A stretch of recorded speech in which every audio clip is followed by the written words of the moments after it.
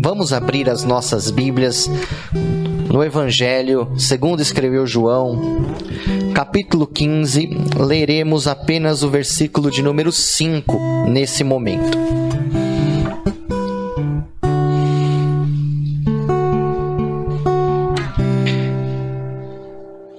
Evangelho segundo o registro de João, capítulo 5, versículo de número 5. Você pode permanecer sentado mesmo, mas em reverência à palavra do Senhor, tanto você aqui na igreja, quanto na sua casa, vamos fazer a leitura. Palavras do nosso Senhor Jesus: Eu sou a videira, vós os ramos. Quem permanece em mim e eu nele, esse dá muito fruto, porque sem mim nada podeis fazer. Amém, meus irmãos? Vamos orar ao Senhor mais uma vez. Se você puder curvar a sua cabeça, pedir que o Senhor venha falar no seu coração, que o Senhor venha nos inspirar e nos levar a ouvir a sua voz. Pai, nós te agradecemos por esse tempo, por esta oportunidade que temos de falar do seu amor, de falar do seu evangelho, de falar da sua palavra. Pedimos que o teu Espírito Santo aplique ela aos nossos corações segundo a sua vontade e que os nossos ouvidos estejam atentos, sensíveis, para ouvir somente o que o Senhor tem a nos dizer. Que diminua, Senhor Deus, todo o meu eu e que eu possa ser somente, Pai, um transmissor das suas palavras. Não importa o que eu penso, não importa a minha opinião, mas importa que a tua palavra, Senhor, fale aos nossos corações. É a minha oração e a oração que eu faço em nome de Jesus. Amém. Graças ao bom Deus. Eu queria emprestar a data que teremos amanhã, o 7 de setembro, feriado, para falar sobre dependência. Nós vamos celebrar a independência do nosso país, vamos aproveitar o feriado e talvez lembrar, desse momento importante na nossa história, 1822, onde Dom Pedro, que depois viria a se tornar Dom Pedro I, lá às margens do rio Ipiranga, fez a declaração célebre, depois de rejeitar, regressar para Portugal, ele disse: independência ou morte. E ali, entre aspas, se estabeleceu a independência do nosso país. O Brasil viria a ser uma nação independente dos nossos patrícios de Portugal. Mas, na verdade, o Brasil nunca foi de Portugal e Pedro Álvares Cabral nunca descobriu o Brasil. Isso é o maior folclore que a gente aprende na escola. O Brasil foi propriedade dos nativos, dos índios que aqui habitavam, e quando os portugueses chegaram aqui, eles só usurparam uma terra que já tinha um dono, escravizaram e mataram os nossos índios, roubaram a nossa riqueza e deixaram uma herança cultural que até hoje a gente sofre. O Brasil, de fato, nunca foi dos brasileiros e até hoje não é. E a gente sabe que o grito de independência ali também no dia 7 de setembro foi uma questão que já havia eco aqui nas Américas e que o primeiro imperador, aproveitou uma oportunidade política. Mas o sentimento, e é isso que eu quero falar, o sentimento de independência da nação é um sentimento bom, é um sentimento legítimo. E esse sentimento é um sentimento que a gente cultiva, um sentimento de independência. Se eu perguntar aqui, quem gosta de ser dependente de alguém? Ninguém vai levantar a mão, Se você, na sua casa também, não vai falar que gosta de depender de alguém. Então, logo o moço e a moça começam a ter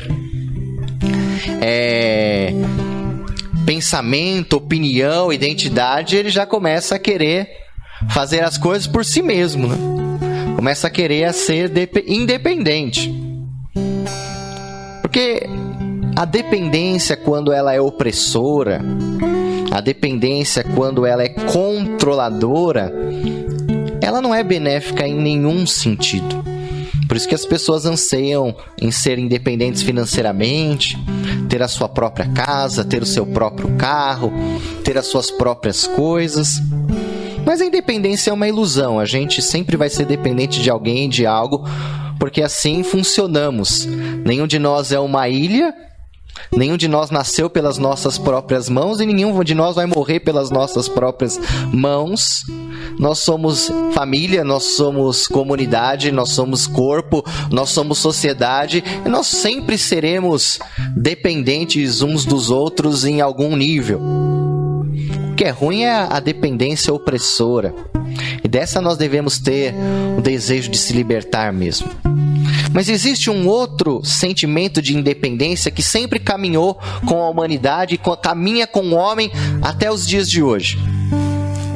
É o sentimento de independência de Deus.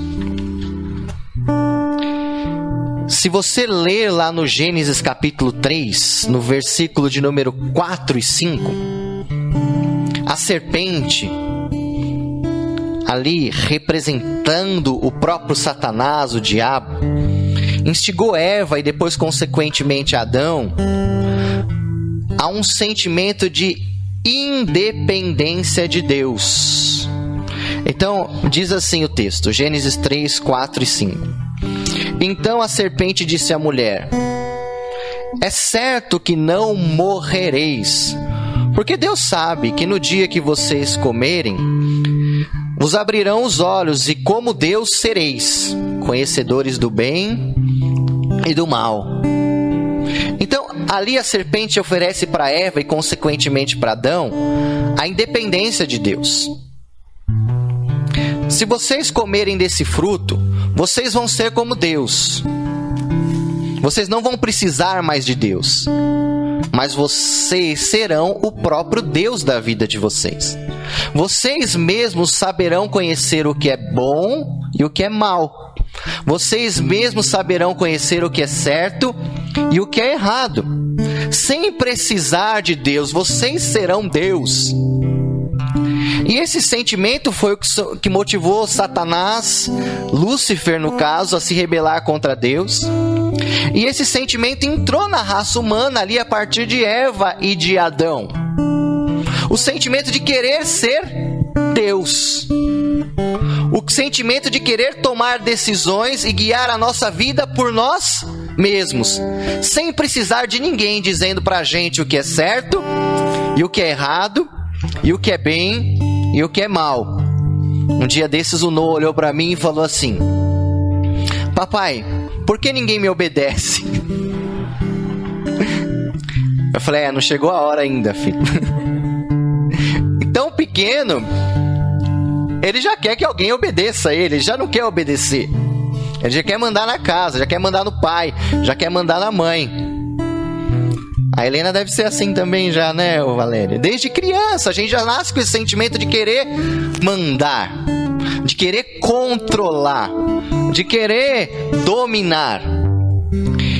E essa independência de Deus, ela se manifesta pelo menos de 3 formas na vida das pessoas comuns. Quero dizer bem rapidamente aqui pra gente. A primeira forma é a rebeldia. É aquela ideia do filho pródigo. Existe Deus, existem os princípios de Deus, existe a vontade de Deus, existem os valores de Deus, mas eu quero fazer do meu jeito. Então o filho pródigo, ele pega a sua parte na herança, ele deixa o pai na casa dele e ele bate no peito e fala: eu vou viver da minha forma. Ou Jonas, Deus manda ele para ir para Nínive e ele não quer ir para Nínive. E ele vai então para Tarsis. Ele bate no peito e fala: Deus está mandando eu ir para a direita, mas eu quero ir para a esquerda. Eu quero ter a minha autonomia em decidir o que eu quero para a minha vida. Isso é uma das formas de independência de Deus, é quando a pessoa se rebela. É aquele jovem, aquela jovem, aquele irmão, aquela irmã que um dia fala: não quero mais saber de igreja, não quero mais saber de Deus, não falem mais de Deus aqui nessa casa, não falem mais de Deus para mim, porque eu quero fazer as coisas do meu jeito. Tem um outro tipo de pessoa que busca a independência de Deus negando a sua existência, fala: Deus não existe. Aí a pessoa lê lá 2, 3 livros de filosofia, vai na universidade e fala: não, agora Deus está morto, Deus não existe. Obviamente é fácil eu negar a existência de Deus, porque se não existe um Deus, eu também não tenho responsabilidade para com Ele. Eu não tenho que dar satisfação para um Deus que não existe. Então é mais fácil eu negar a existência de Deus do que de fato me submeter a Ele. Mas existe um terceiro sentimento de independência de Deus. E esse é o mais atual e talvez o mais perigoso.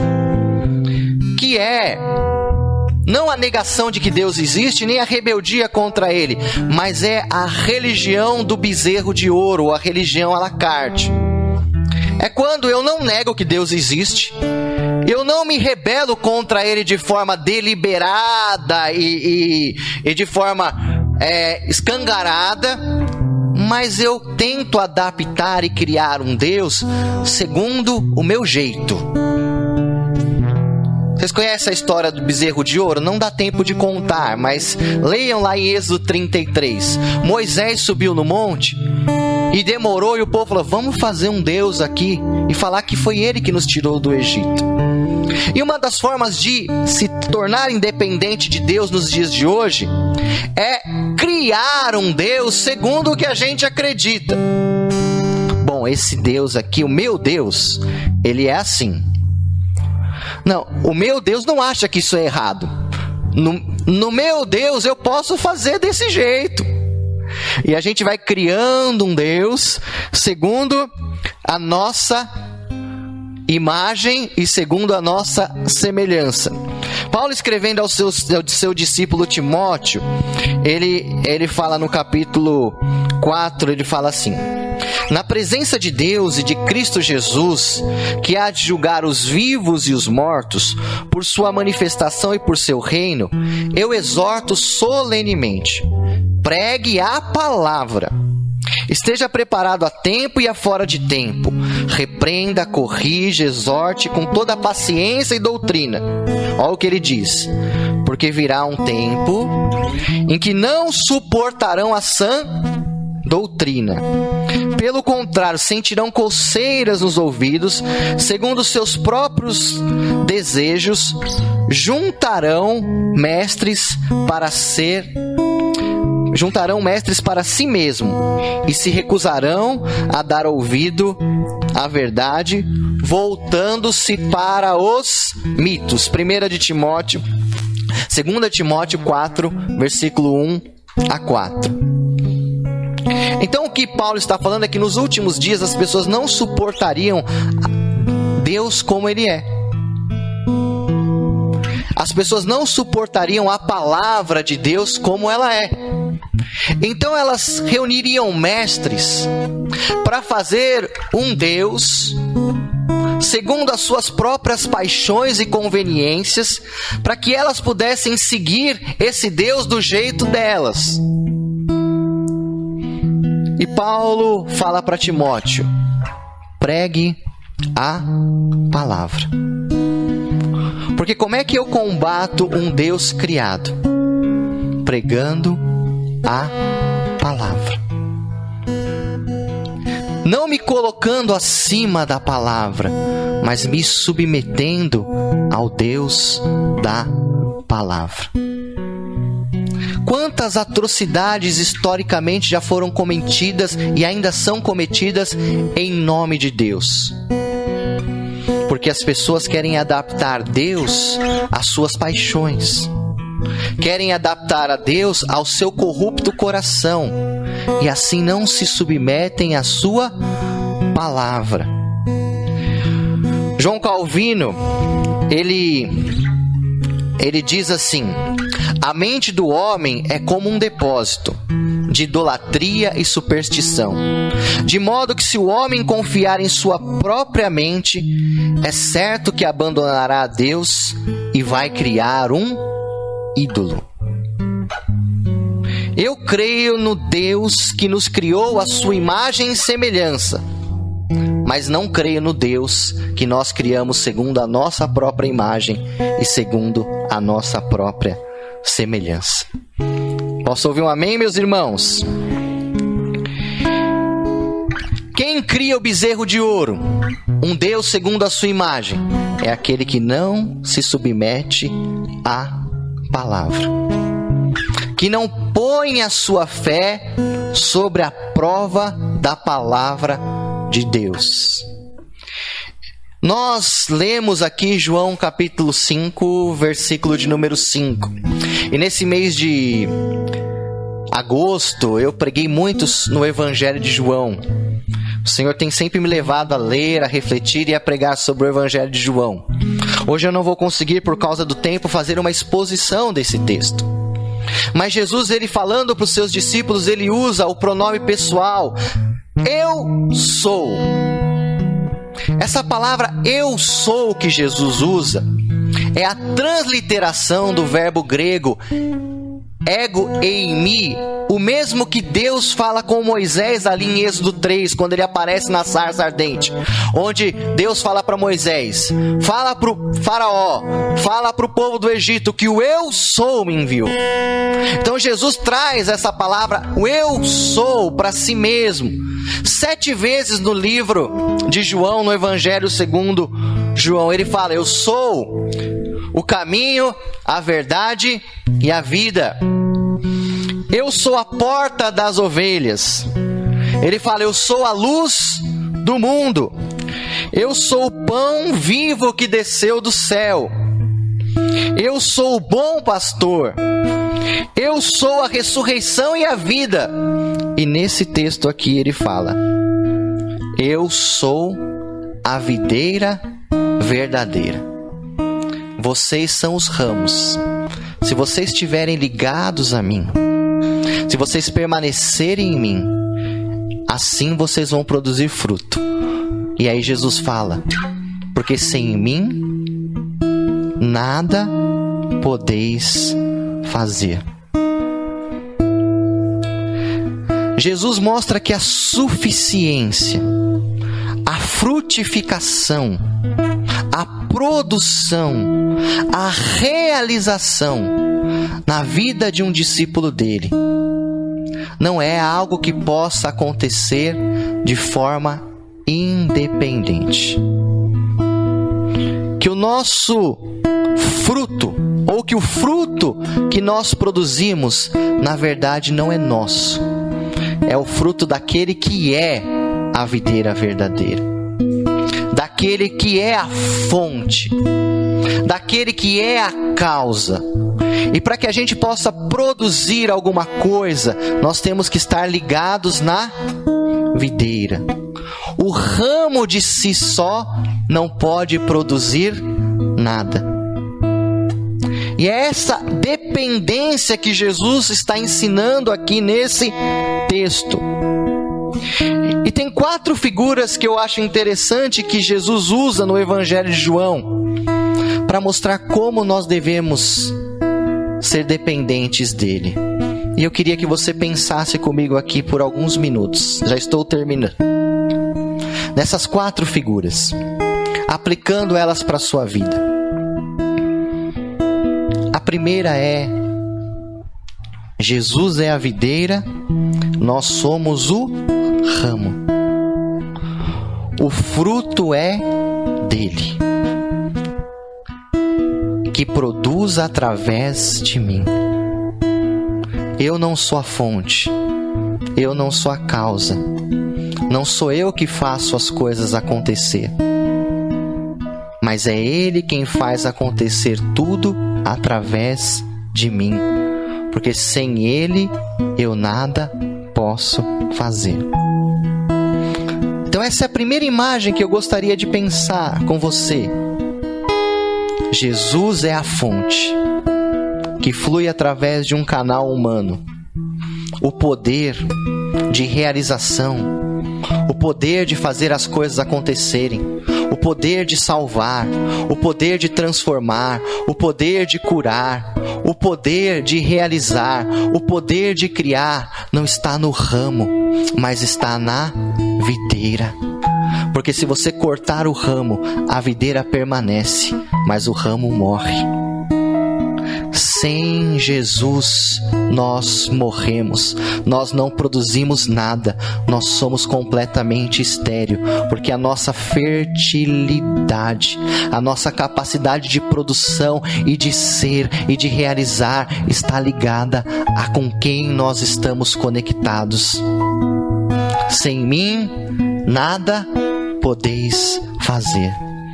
Posso ouvir um amém, meus irmãos? Outra figura que Jesus usa aqui no Evangelho de João é a figura do pastor e da ovelha.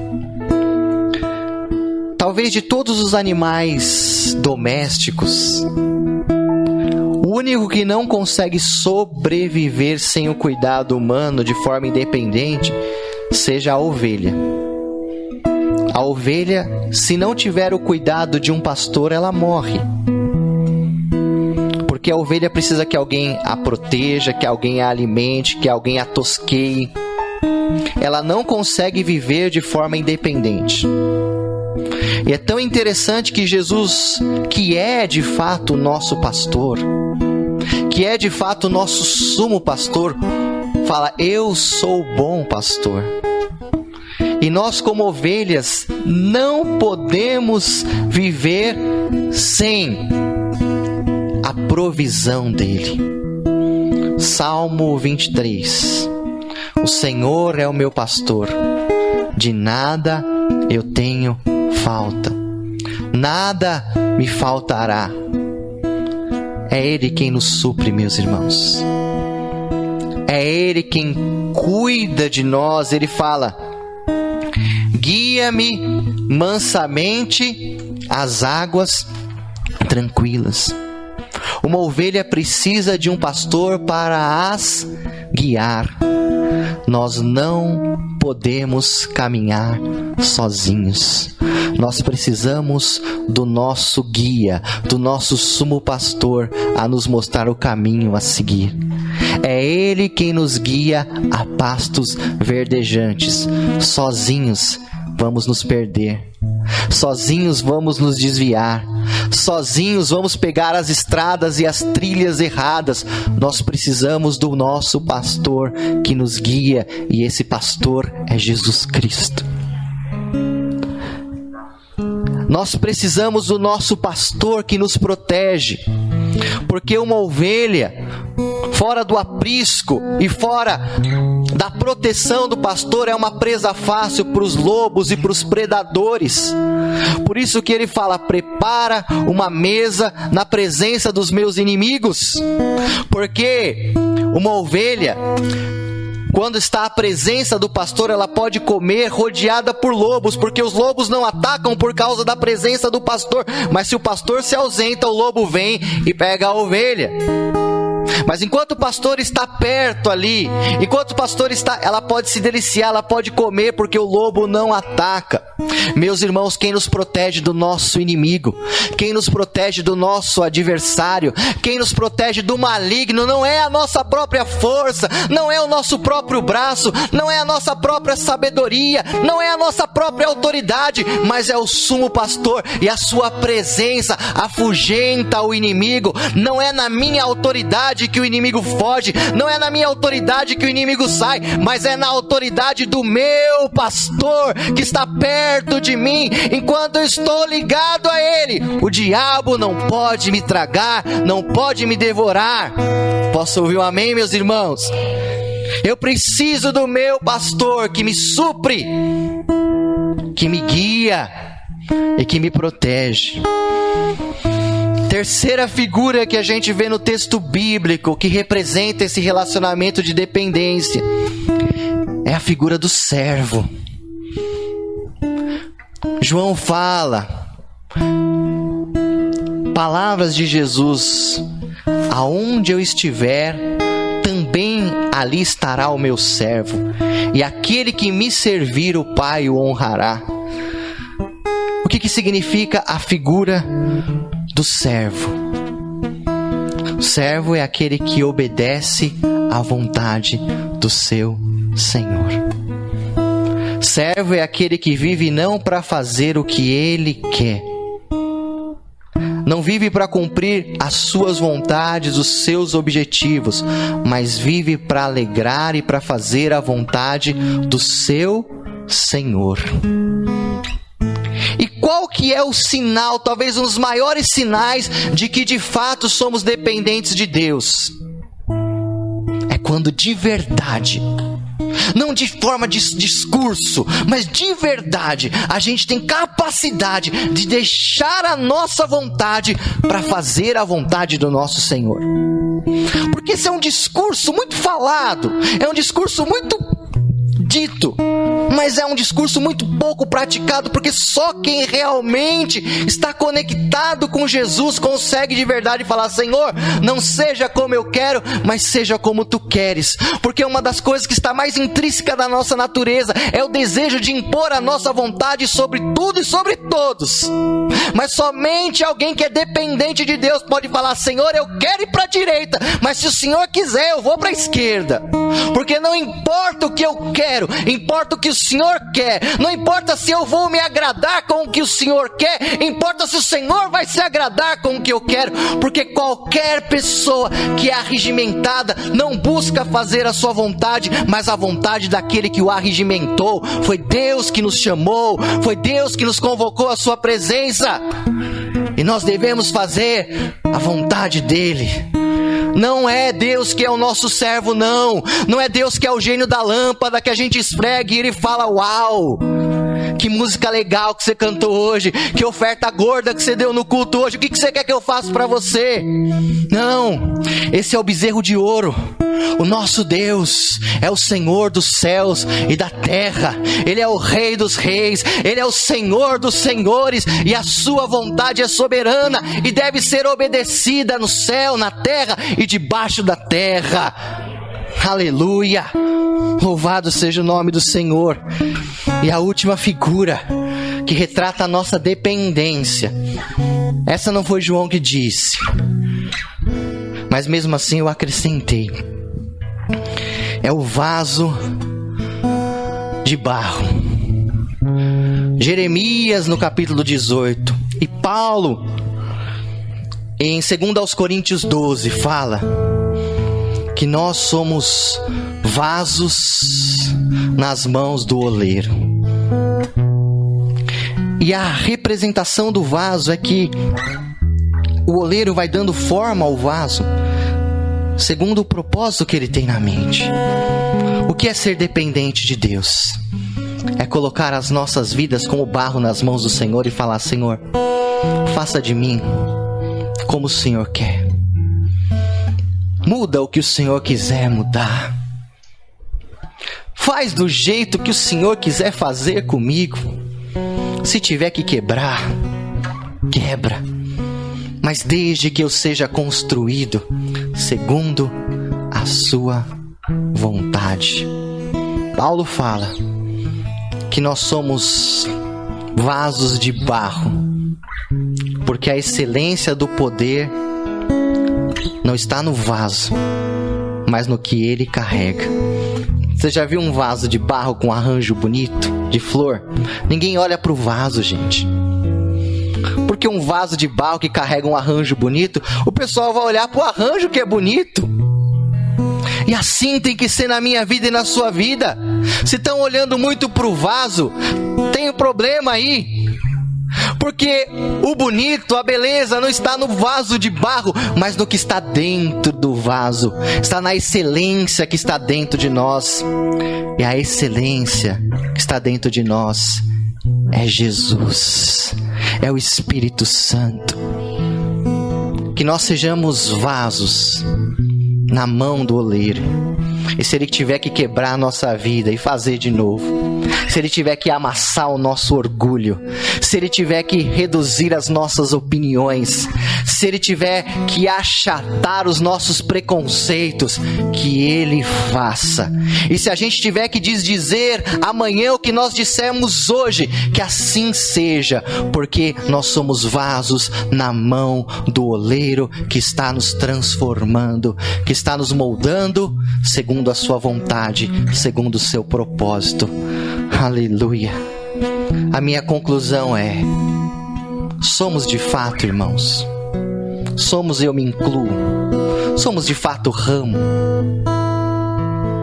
somos de fato um canal pelo qual Jesus produz o seu fruto, somos de fato ovelha que confiamos no suprimento, na direção e na proteção de Jesus.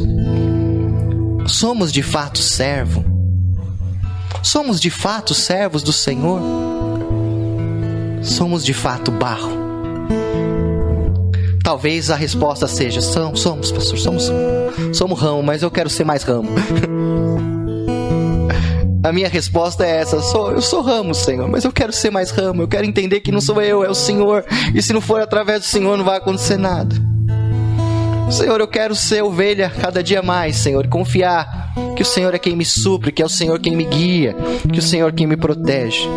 Quero ser cada vez mais servo, saber quem manda e quem deve obedecer. E eu quero, Senhor, ser barro nas tuas mãos. Oremos ao Senhor, meus irmãos, em nome de Jesus. Soberano Deus, amado Pai, te agradecemos pela tua palavra e queremos, Senhor, declarar, ó Deus, a dependência do Senhor, que nós dependemos e queremos depender a cada dia mais do Senhor. Não queremos confiar, ó Deus, no nosso próprio coração. E perdoa, Senhor Deus, todas as vezes que nós caminhamos, Senhor, segundo a nossa vontade. Quisermos mudar o Senhor e moldar o Senhor segundo os nossos próprios pensamentos e sentimentos. E não conseguimos nos sujeitar e nos submeter à sua vontade, à sua palavra, Senhor. Pai, eu te peço em nome de Jesus, que o Senhor nos ajude a ser ramo, a sermos ovelhas, a sermos de fato, Senhor Deus, servos e barro em tua potente mão, Senhor. Que esta mensagem alcance você que está aí na sua casa e que o Senhor possa quebrar agora todo pensamento e todo sentimento que não está em conformidade à sua palavra. Nós nos curvamos e nos dobramos, Senhor, ao senhorio de Cristo e ao senhorio da sua palavra. Queremos dizer pelo Espírito: Jesus Cristo é o nosso Senhor. Diga aí no seu coração, meu querido irmão: Jesus Cristo é o meu Senhor. Diga isso com fé: Jesus Cristo é o meu Senhor. Aleluia, Ele é o Senhor. Ele é o Senhor da minha vida. Ele é o Senhor da minha história. Ele é o Senhor do meu amanhã. Louvado seja o teu nome, Jesus. Gratidão ao seu nome, Senhor. Gratidão à sua palavra. Gratidão por quem tu és, Senhor. Obrigado, Cristo. Obrigado, Jesus. Amém e amém. Louvado seja Deus.